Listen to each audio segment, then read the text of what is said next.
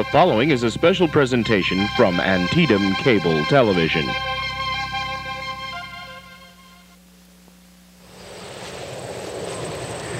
Every area in the county has its own history of ghost stories and legends that were handed down through the generations. Some were attempts to explain unusual phenomenon, while others were intended to amuse and frighten children around the fire at night. The tri-state area is rich in history and in myths and legends that are unique to this area alone. Each segment of this program will highlight an individual location or event as related by local residents and historians. We invite you to join us as we explore this unusual aspect of our local history.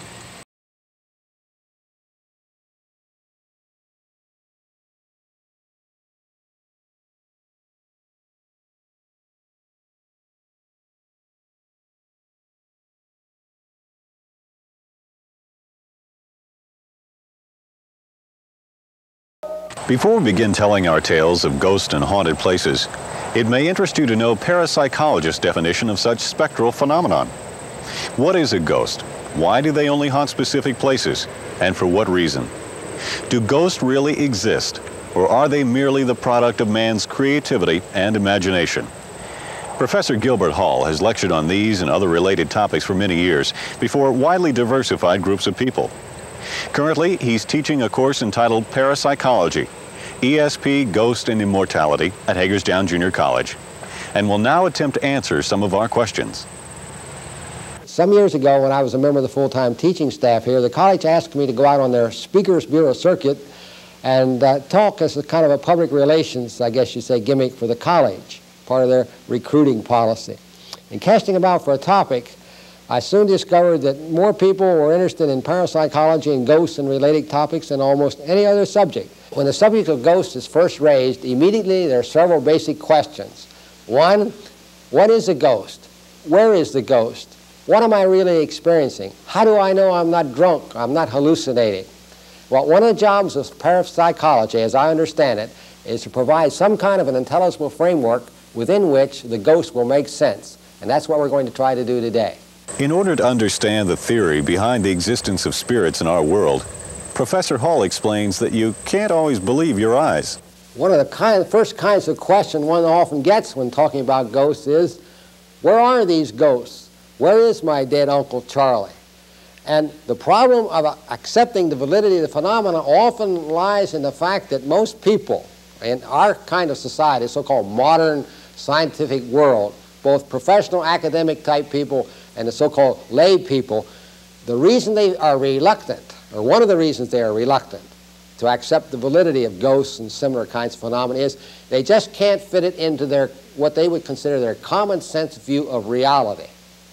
Now, I'd like to talk a little bit now about that so-called common sense view of reality and indicate that reality is not quite that common sense.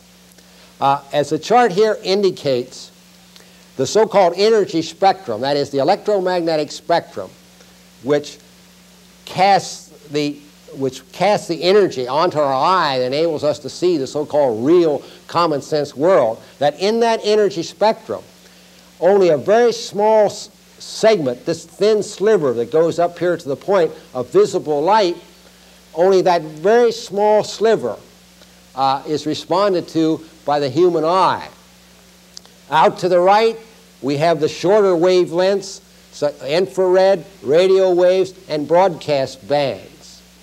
Those are invisible to us. Out to the left, we have the higher frequencies, increasing as we go from right to left. Ultraviolet, X-rays, gamma rays, cosmic rays. The point, which is very clear as per the chart, is that almost all of physical reality is imperceptible to us. So you've got to remember that the so-called common sense world that everybody talks about is a very thin abstraction or a lifting out from the total reality. And actually that common sense world is a construction of the human mind based on very few cues. That's one point to keep in mind. So this should break down the barriers a little bit of the skepticism of the validity of the unseen, because almost everything is unseen. The view you get from spiritualists and Eastern philosophers and yogis and people such as that who have their own kind of cosmology, their own kind of model reality, is that as we go from right to left on this diagram and you get increasing frequencies and wavelengths, that there are other worlds out here. Worlds beyond worlds beyond worlds, as Walt Whitman used to say. You know, worlds within worlds within worlds. And these worlds are interpenetrating and are right here where we are. Now the questions arise. What are these other worlds like? And if it is possible for individuals to return to this world, what draws them here? To the question, where is Uncle Charlie? Probably the most probable answer you would get from people who are involved in this kind of thing, such as the spiritualists in the United States, they would refer to another world that interpenetrates the physical world. They would refer to it as the astral world or the astral plane. What is this astral world or astral plane? Well, in terms of our chart showing frequencies to which the human physical organism is insensitive, we would say it's a world of increasing frequencies beyond the frequencies which are available to the normal human being. So in this particular scheme of things, this astral world, which has 7 subdivisions, interpenetrates the physical world. In a sense, it's here and now, except that it's imperceptible. Now, Uncle Charlie, if he is the so-called normal, average, neither too good nor too bad human being, such as we all pretty much conceive ourselves to be, he would probably be about halfway up to number 4, perhaps. Now, in terms of ghosts and hauntings and related phenomena, the general consensus seems to be that most of the hauntings take place from people who are in, as shall we say, trapped in level 1, 2, or 3. These planes are not particularly advanced, as shall we say, intellectually, emotionally, or spiritually. The people who, in a sense, are trapped down here and have not gone on to other planes as they are supposed to do, as we'll discuss in a minute, are usually people who, for one reason or another, are very powerfully attracted to the earth, to probably particular places and particular people on the earth. Well, why would they be attracted? Well, just as in ordinary life, we have people who are obsessed with certain ideas, certain kinds of behavior, certain places. And by obsessed, we mean they have an attraction, a concern that seems to be even more powerful than their conscious mind. They have very little control over it. So there are many beings, so-called dead beings, who are attracted to perhaps a house where some violence was done, a crime involving high levels of emotion, of hostility and revenge and so on and so forth. So emotions are very powerful on this astral plane. As you might well imagine, when a person is freed of the physical and the limitations of the physical, his mental life and his emotional life become all powerful. In ordinary earth life, the physical body is a great restrainer and a great limitation on just how wild our emotions and how far our thoughts can go. But these people are free to the physical, so if they have very strong feelings, very strong, either for or against certain people or certain places, they are almost magnetically, shall we say, attracted. And they come back time after time after time. And they come back because by the very nature of being out of the physical, they cannot really affect any particular change in material conditions. So they may try for years, perhaps centuries, to bring about some change in an event which has already taken place, undo the event. The murder was not committed. Or they may attempt to do or right some wrong they think they may have done on earth. They may feel that they have wronged someone, and they try to make up for it, as we say. But in most cases, they're not able to do this. So they're simply racked by guilt, racked by regret, and so they're, in a sense, programmed and attracted back. And so, as often is the case, the ghost seems to be in a very rigid behavioral pattern. That is, the ghost walks up the stairs every night at 11:30 for 300 years. Or a crime is enacted over and over and over again, year after year. So in a sense, there's no progress. So it seems as if unfinished business and strong emotional attachments are at the heart of hauntings, at least according to the views held by parapsychologists. And that's precisely the theory behind the haunting of Hagerstown's Maryland Theater, which we will look into in depth next.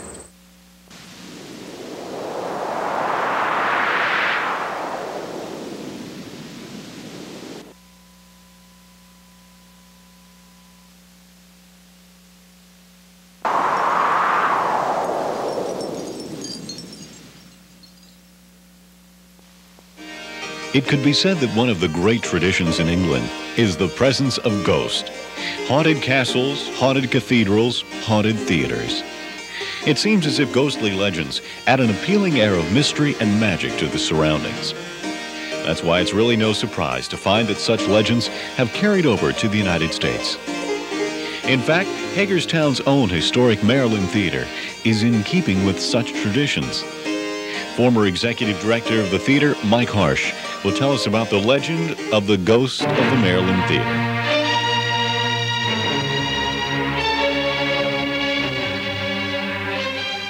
One of the interesting things that I learned about the Maryland Theater when I started working here in late 1979 was that there were a number of stories about a ghost in the Maryland Theater. At various times, I would hear stories from people who either had worked here or who currently work here about a presence in the theater. Perhaps they heard whistling when no one was there, or they heard something rolling under the seats, or they felt a presence behind them or a cold draft, and when they turned around there was no one there.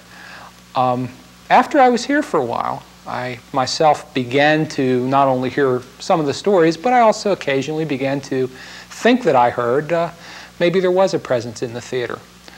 After looking into it a bit more, I began to like to think about the spirit of the Maryland Theater, or the ghost of the Maryland Theater, as being a very protective one, a benevolent one that perhaps may have even saved the theater from destruction during the very big fire that destroyed the entire front of this building. Came right to the back of the theater where we're standing now, and then the fire stopped. And the theater itself, all its beauty, its history was saved for all the rest of us for generations to come. If there is a spirit, it's probably one that is protective. I talked about this to a number of people, and one of the sons of one of the former managers of the Maryland Theater said that perhaps it was in fact his father, who was a manager here for many, many years, was forced into an early retirement and never really wanted to leave the place. And maybe this haunting was a way of him coming back and taking care of the theater. George N. Payette managed the Maryland Theater through 3 decades, ranging from the 1930s until his retirement in the early 1960s. With determination and commitment, Mr. Payette saw the theater through its prosperous years as well as its periods of decline. We spoke with his daughter, Pat Grove. My father, his name was George N. Payette, and he was the manager of the Maryland Theater from 1935 until 1962. My brother and sister and I really grew up at the Maryland Theater. We went to the movies many times, and we always had a special place to sit, about the 5th or 6th row back on the right-hand side. And when it was time for us to leave, my father always stood in the back on the right-hand side, and he coughed. And we knew then it was time to get up and leave so we could get a ride home. If there is a ghost at the Maryland Theater, it possibly could be my father, because he loved the theater so much. And he would be a good ghost, though, because he'd like to see that it's being taken care of. In addition, there are a few other theories as to the identity. Could have been a performer, could have been a jilted lover of a performer. I'm sure that in the 4 years I was here, there were several people who were jilted by people backstage. Could have been a body that was found in the wreckage of the front part of the lobby after the fire in 1973. There are a lot of theories and there's a lot of conjecture, and I think that it's a fascinating part of the history of any theater, including one as beautiful and full of history as this one. When I came to the Maryland Theater shortly after I started working here, stories about the ghosts began to surface. They were told frequently, although they are very minimal, as you know by what Mike Harsh has told you. There are only a few ghost stories, and pretty much they all take the same vein. There are people whistling, cans rolling down the aisles, people, hearing people walking on the steps. Those are the kind of stories that we heard. I remember in particular one event that was conveyed to me by a gentleman, a young man who worked here at the Maryland Theater. He was a volunteer. As he was cleaning the theater one day, he decided that he was going to explore the little nooks and crannies that this building has quite a few of. And he started to climb up the ladder into the superstructure.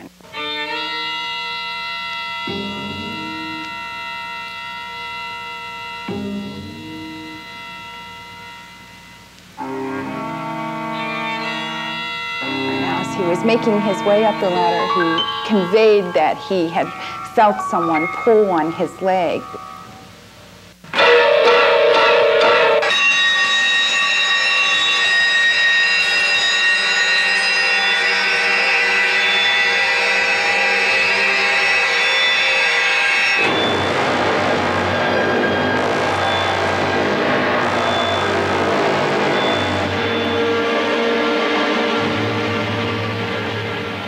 He immediately descended the ladder, made his way to the lobby, and conveyed his story to us who were in the lobby in a rather frightened voice. I like the whistling stories too. Several times, different people and myself, I had heard late at night, which was really early in the morning after a show. Say a show would be over at 11 o'clock. By the time loadout was finished, it might be 2 a.m. By the time the crew was finished cleaning up, having their dinner, 3, 4 a.m., lock up the theater and hear very ethereal, melodic whistling throughout the halls of the Maryland Theater. I had a little fun with that once in a while too. Occasionally when we'd have an employee working in here late at night, I used to like to sneak out of my office, which is about 2 stories above us, and up on top of the balcony and whistle myself and see what kind of reaction I got. Usually the reaction was out the door of the theater. Another story that I used to like to tell people was a story of one of our employees who did maintenance work and cleaning work. We used to like to tell the story of the ghost a lot, and after telling it to people often enough, then they began to have their own ghost stories.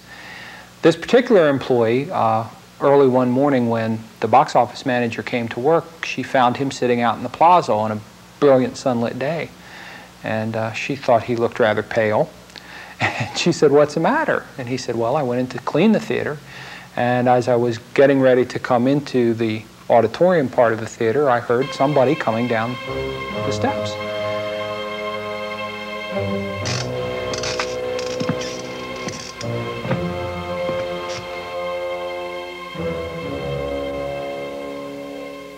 And he stopped, and he kept hearing the footsteps getting closer and closer and closer. And he turned and looked up the stairs, and of course no one was there.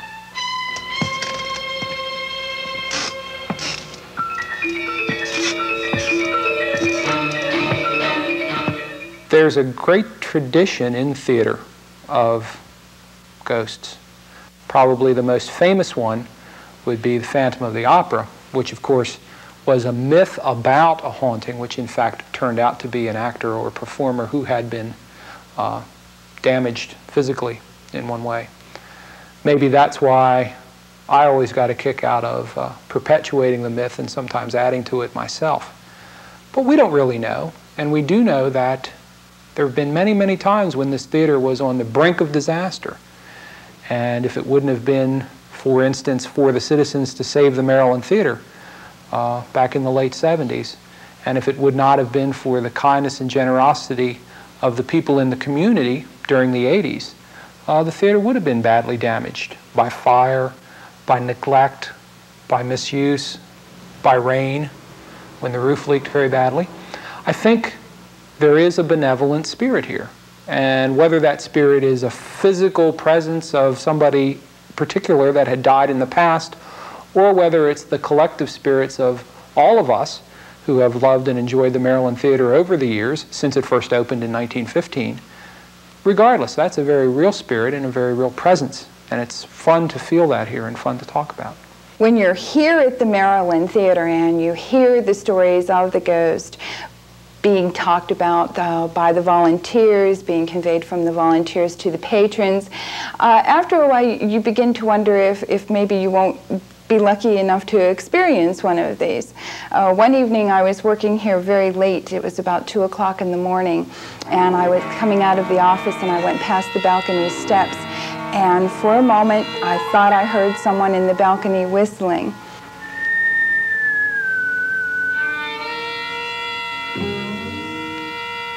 I had a moment of fright, but I also decided that if it was a ghost, he was a benevolent ghost. He was here to watch over the Maryland Theater, and he was watching over me.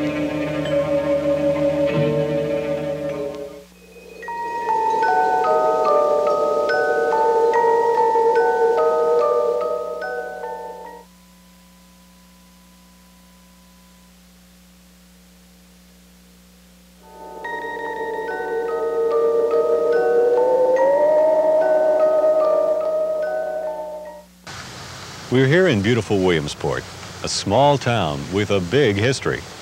Bordering the town is the surging Potomac River and the copious C&O Canal with a history all its own. Did you know that this little town was almost selected to be the U.S. capital? There's something else that remains here that so few people know about. It's the legend and memory of a mysterious lady found many, many years ago to wander the dark streets, alleys, and cemeteries of Williamsport. Her memory has faded with an era when ghost tales were matter of fact, and those who didn't believe were very few. Listen to just a few of the local residents who explain their accounts of the days when the Veil Lady roamed the streets of Williamsport.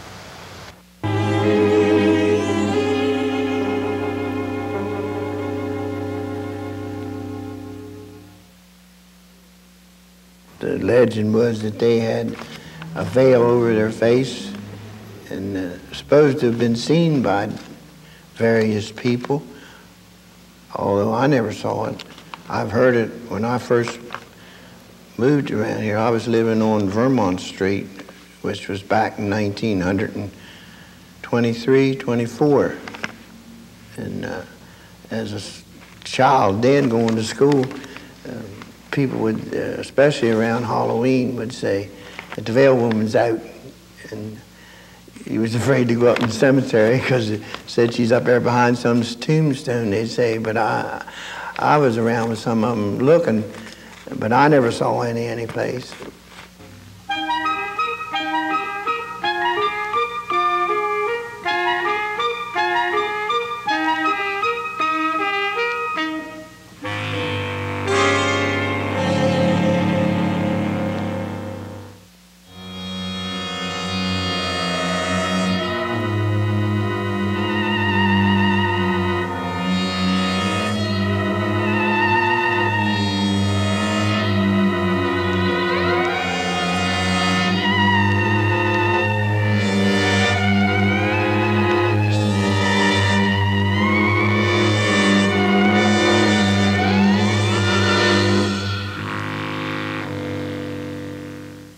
The legend of the Veil Lady in Williamsport has been around since I was a child. My father talked about her, my brothers talked about her, the old people in Williamsport talked about her. Some joked, and some was very serious about her. My experience with her, it was very serious because she was very weird looking. She was small frame, and she had all dressed in black. She wore a veil. I'm not sure about a hat. I don't know what the veil was attached to. But you could see a face, but her features weren't plain through the veil. I imagine that's why she wore the veil. She didn't want you to see who she was. But as I think about it, I relive it, and my heart's pounding now because she really was scary. My first encounter with the Veil Lady was I was coming home from the movies in Williamsport, going home to Tannery Row, which is now known as Fenton Avenue, when I saw the shadow behind the big tree there.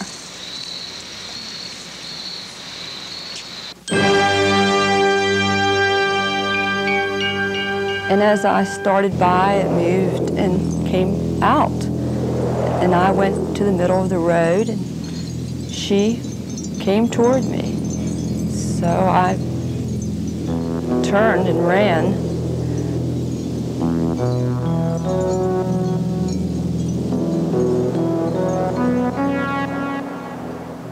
Up here at the corner of Church and Conagee, one night somebody had supposed to have had something down over their head and grabbed these two girls, and they ran, and one fell and skinned her knee off, and they ran over there on the, I think, on Ed Shank's porch. And but I don't remember them saying who it was. He never saw who it was. They were too scared, I guess.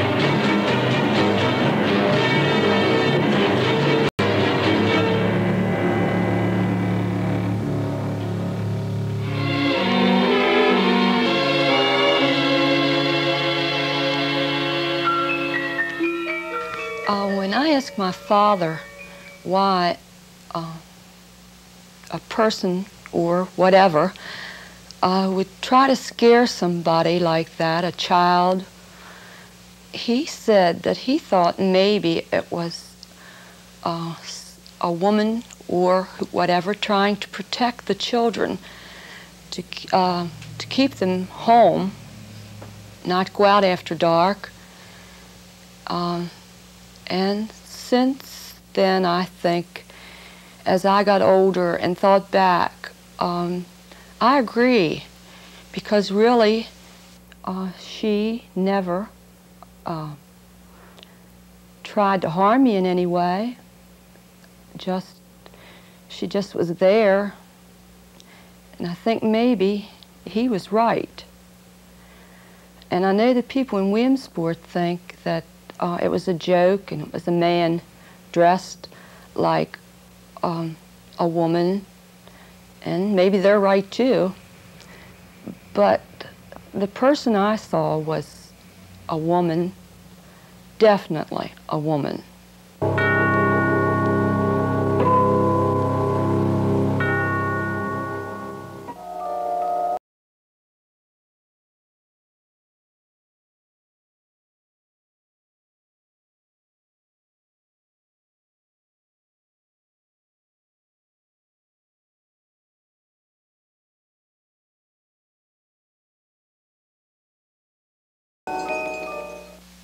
High atop the hill just outside of Fort Ritchie stands the estate known as Tipohato, an Indian word meaning top of the hill. The house and property are currently owned by Dr. Mary Jo Cannon, a specialist in emergency medicine at Washington County Hospital.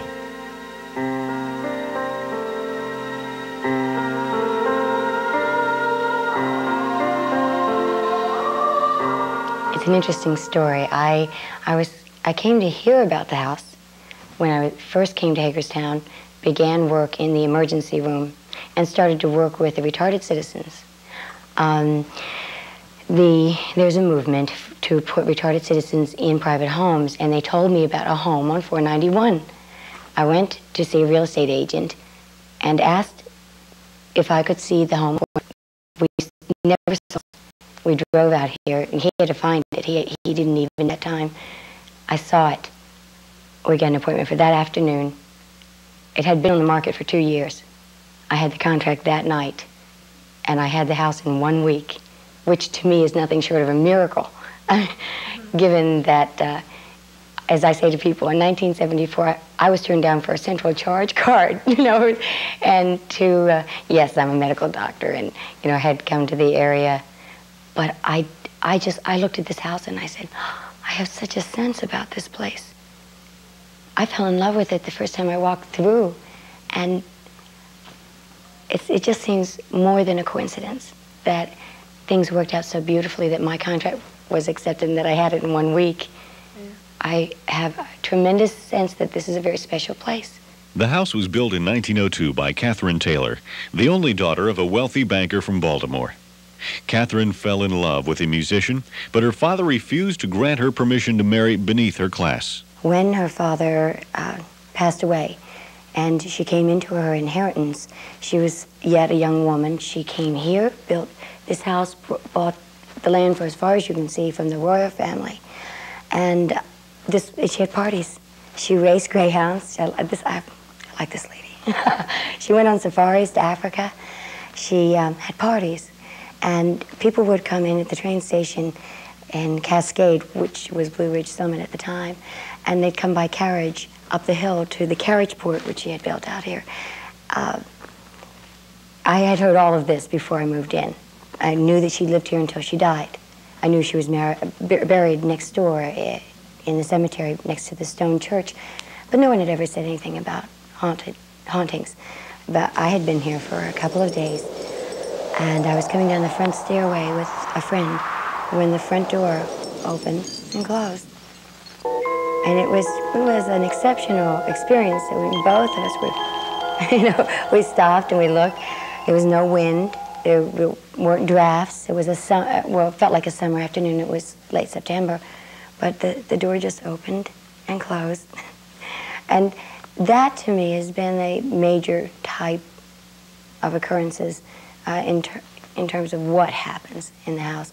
But was, again, maybe a month after that I was watching a TV show with the same friend, sitting upstairs, and the knob on a door right across from us opened, and the door opened and closed. And that at a couple of other points in the next couple of hours, the door, each time we just smiled and looked at each other, And again, when I had been here during the first month, I had a tremendous sense of a presence in the room on this floor that is to your right when you first come in, which I think of as a formal dining room type area. And I just had a very strong sense of there being a type of presence in there. I thought I saw someone walk into the room, so that's the only time, and it was such a strong impression of someone walking into the room.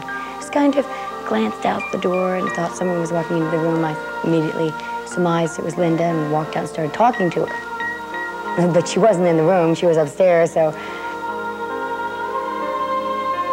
At any rate, it wasn't long after I mentioned the door opening and closing, and people say, oh yes, it's haunted.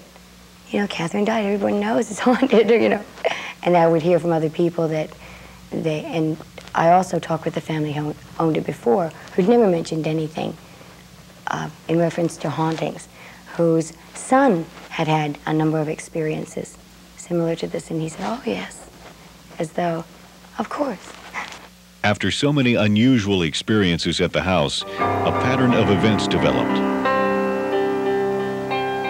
In reference to whether or not we have the occurrences coming in clusters or at certain times of the year, I have been here now over a year, and I've found myself beginning to watch. When I recently had the house reappraised, there were a number of things in one day.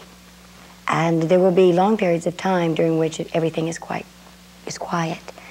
I wondered whether we would have more experiences today because we would be talking, but I haven't as yet had any today. Although that one day I was very much aware because of doors opening and closing, and when a friend arrived and I'd been cleaning and getting the house ready for the appraisal, and I mentioned that this was the room where Catherine had died, that there had been so much movement about it, and she made a statement to me in reference to Catherine, and the door slammed on the room. And it was one of those times, there's been approximately 3 times when, while discussing Catherine, something occurs, an object will move, or as in this case, the door slammed shut because we looked at each other and she said, I don't think Catherine likes that. It seems more than a coincidence that most of the occurrences revolve around the month of September. It's the month that I bought the house, and I saw it in the same month. I mean, so, and then I had it reappraised in the same month. Maybe we'll find a pattern here. After our discussion with Dr. Cannon, we visited the cemetery in which Catherine was buried. It's a known fact that when Catherine passed away, she was in the front bedroom of the house. And according to the stone marking her grave, she died in the month of September. We asked Dr. Cannon how she came to believe that it was the ghost of Catherine Taylor that was haunting her home. That's my interpretation, although when I began to mention to people that the door opened and closed and that things moved or whatever, it seems that this is common knowledge among people who have lived here for a long time, that things happen in this house, and that is Catherine. It's interesting, though, that the very first time I was in the house and the door opened and closed and I felt that sense of someone, I felt that it was Catherine. And how does it feel to be haunted by the ghost of the previous owner of your house? It's always been comfortable. There's never been anything frightening. Catherine has the spirit or the energy here, and I see that as Catherine has always been benevolent. I've always had good feelings about her, as well as everyone else who has had experiences here. The question of belief in ghosts is as old as man's imagination and intelligence. Some feel that believing in the existence of the supernatural indicates an impressionable nature, while others feel it shows a sensitivity and openness to infinite possibilities. Do ghosts really exist? As for the estate of Tipuharo, only Catherine Taylor holds the answer. I have such a sense about this place.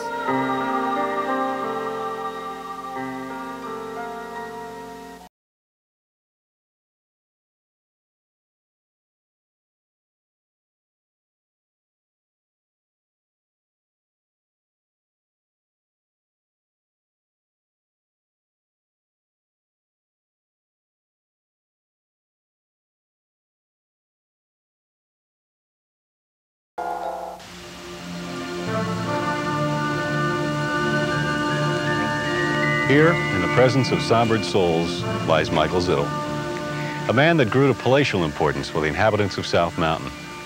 Did you know of his existence? There was a time when he was the most valued man for miles and miles. In fact, they say even the local physicians would consult him from time to time. There's been some documentation of the existence of Wizard Zittel. Doug Boss, the local historian, will recount that existence and some of those legends and superstitions that are so much a part of South Mountain in the little town of Boonesboro.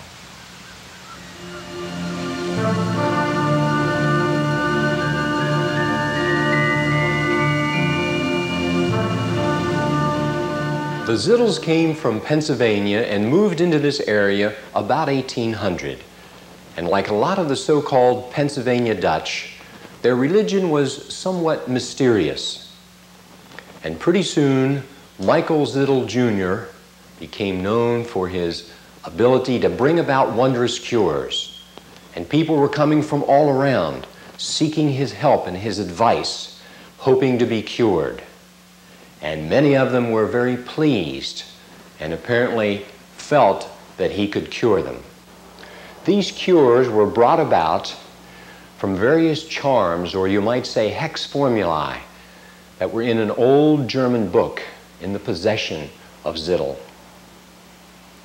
Mrs. Dahlgren, who wrote about Zittel in 1882 in her book South Mountain Magic, felt that Wizard Zittel practiced black magic, that he was blasphemous. But actually, Zittel was a faith healer. These little charms were prayers to him. They were benedictions. And actually what he was doing was blessing the wound or blessing the illness.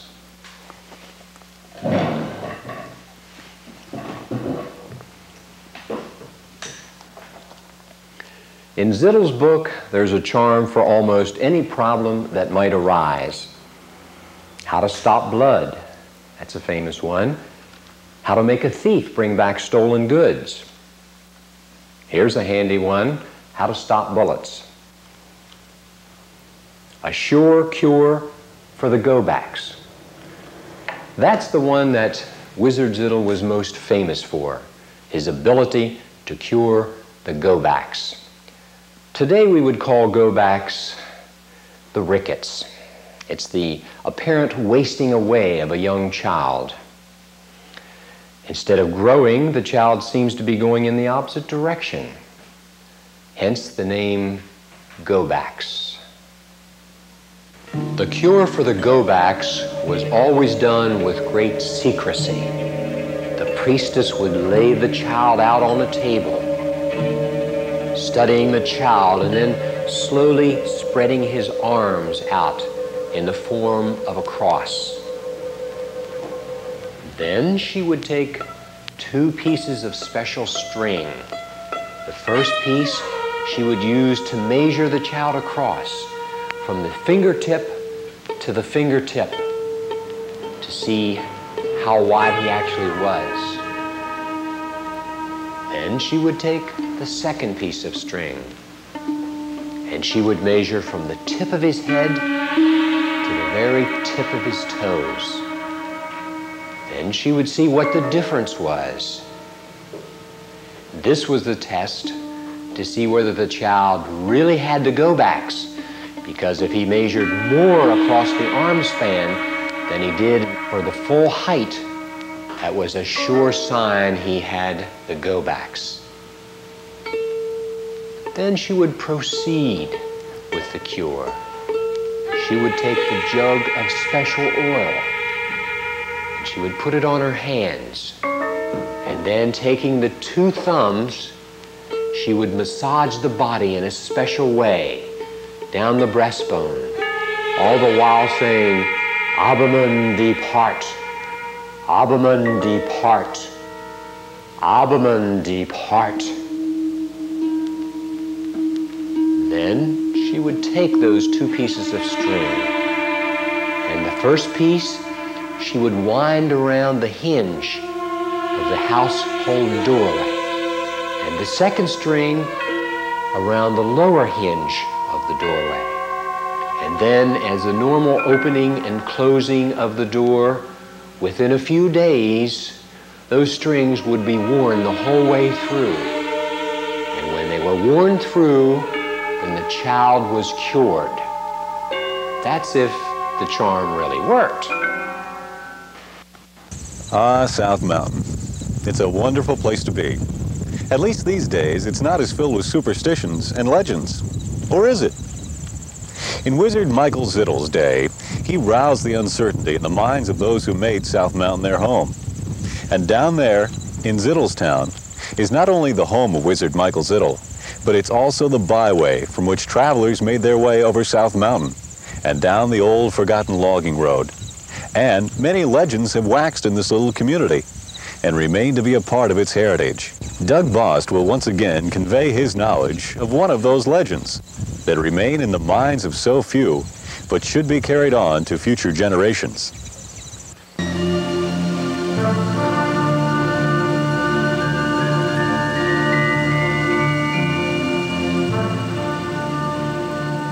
In her book, South Mountain Magic, Madeline Dahlgren describes the people of Zittelstown and their beliefs, their superstitions.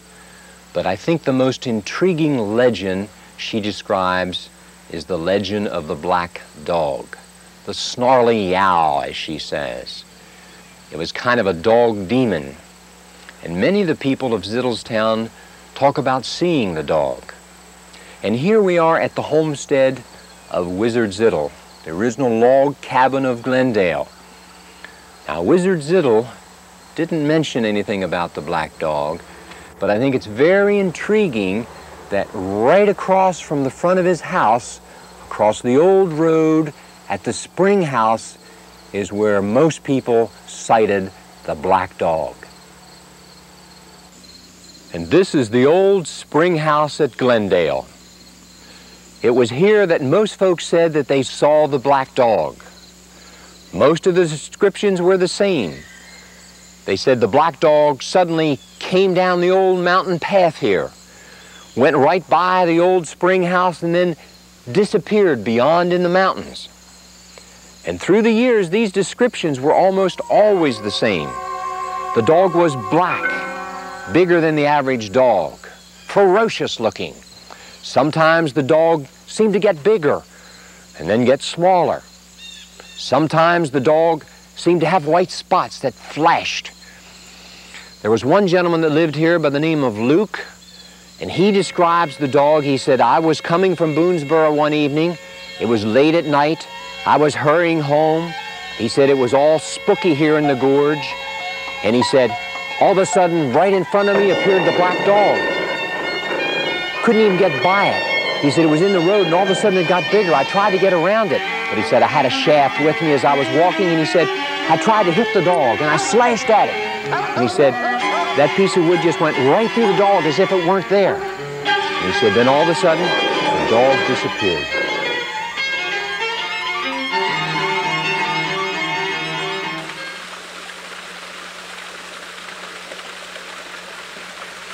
And this is the old path as it winds down through South Mountain.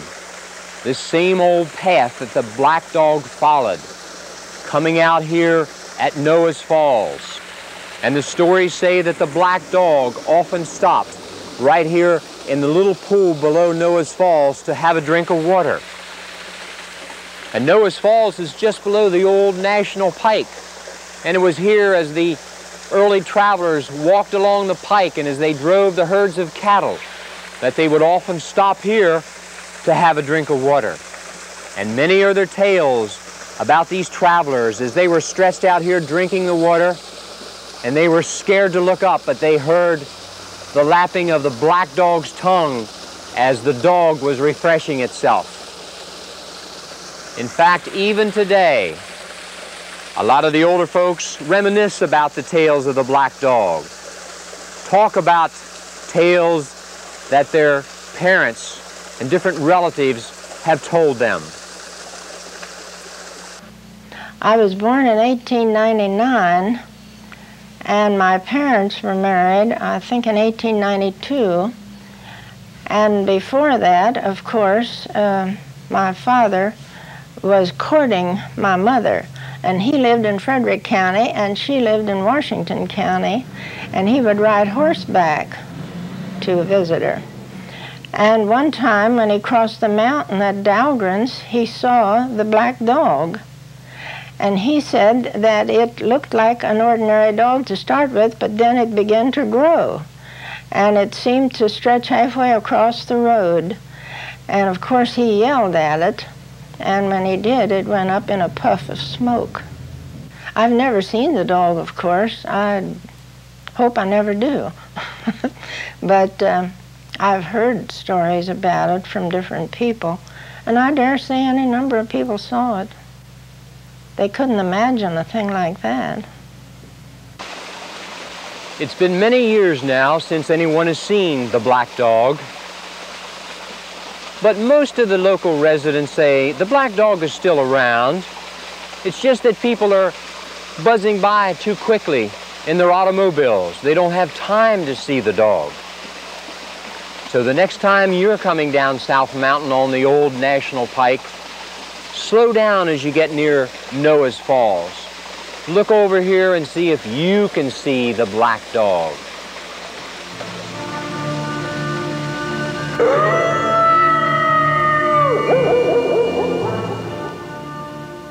Ghosts and legends, whether real or imagined, are definitely a part of our lives and our history in Washington County. There are many other tales of hauntings and strange occurrences in this area. Some people swear to their authenticity, while others merely enjoy them as entertaining stories. But one thing is for certain, young and old alike, whether they believe or not, are fascinated by the realm of the unknown. And what about you? Do you believe in ghosts? The next time you hear that creaking on the stairs, will you explain it away through reason? Or will a little nagging doubt of what it could be cause you to take a second glance? If you do, look closely. You may be surprised at what you see, or what you don't.